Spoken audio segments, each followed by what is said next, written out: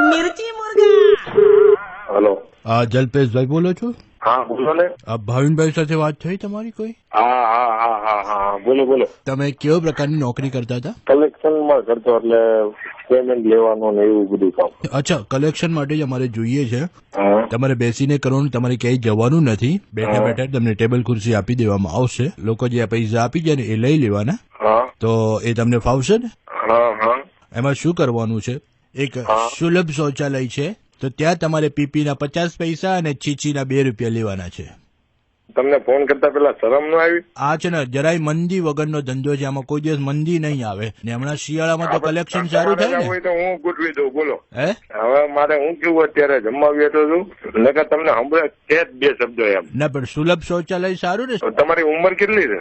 મારી ઉંમર 45 વર્ષની છે। ગાળ બેટ દેતા પેલા 2 વાર વિચાર કરવો પડે અમારે। અને તમે વડીલ થઈને તમને શરમ ને કાનો માત્ર નથી આવ્યા, તમે ભૂલી ગયા છો? અરે પણ બ્લેન્કેટ આપીશ ને, બ્લેન્કેટ। એમાં શું છે, ઘણી વાર બધાને લેવા જવા પડે ને ઘરે ઘરેથી, કારણ કે લોકો ઠંડીમાં બહાર નહીં નીકળે। તો તારે કેટલા જોઈએ એમ કે મને કેટલા જોઈએ રિક્ષા ભરીને મોકલું? અરે 60-40 નો ધંધો છે। વેરાની નટ નાખી દે અત્યારે। લોકોને એવું હોય કે જ્યાં સુધી ગીતો નહીં સાંભળે ત્યાં સુધી થાય નહીં, તો પછી તમને ગીત પણ સંભળાવીશું ને। ફોન મૂક ને, તું પણ મગજની નટ નાખી ખાવા બેઠો ને હારે હારે વાત કરતું। અરે યાર, આ ખાઈ લીધા પછીનો તો ધંધો છે। એ લોકોના ખાઈ ખાઈને મેવા થાય અને એ મેવા આપણે ત્યાં જાય અને આપણને પૈસા મળે। યાર, આટલો સારો ધંધો તો છે। તારે કરવું હોય તો હું કરાવડાવું, તમને સજા નહીં મજા બધું કરાવડાવું। મારી વાત સાંભળો, જો પાણી તો છે ને આપણે ત્યાં હશે 24 કલાક આવે, તમારે ખાલી પાણીનું ડોલચું ભરીને આપવાનું। તું દે ક્યાં ટેન્કર ઉતારી દઉં તારા ઘરે, તું તારું એડ્રેસ આપને ભાઈ। અહીંયા સુલભ શૌચાલય આવી જાઓ ને। શૌચાલય ની હમણાં કહું, તારી વેદરની નસ નાખી દે, ફોન મૂક। અરે તમારું નામ તો રજીસ્ટર કરાવી દીધું મેં યાર।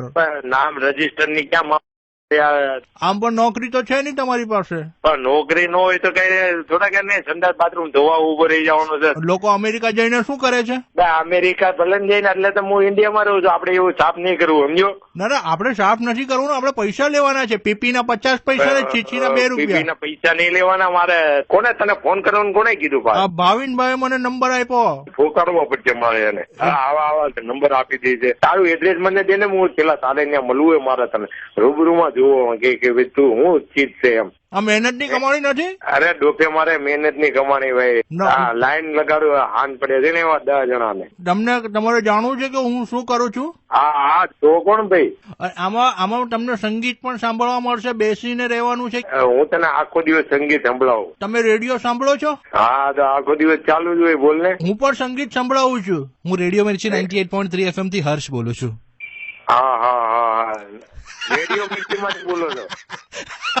એવું છે સાહેબ, બોલો બોલો ભાઈ। તમને મિર્ચી મુર્ગા બનાવવામાં આવ્યા છે। અરે મગજની નસ ખેંચી નાખી। એક તો કામમાં હોય અને હાર તમે યાર આવી મજાક કરો। મગજ ખરાબ થઈ ગયા, ખાવામાં મજા ના આવી યાર, તમે વાત એવી કરી નાખી ને।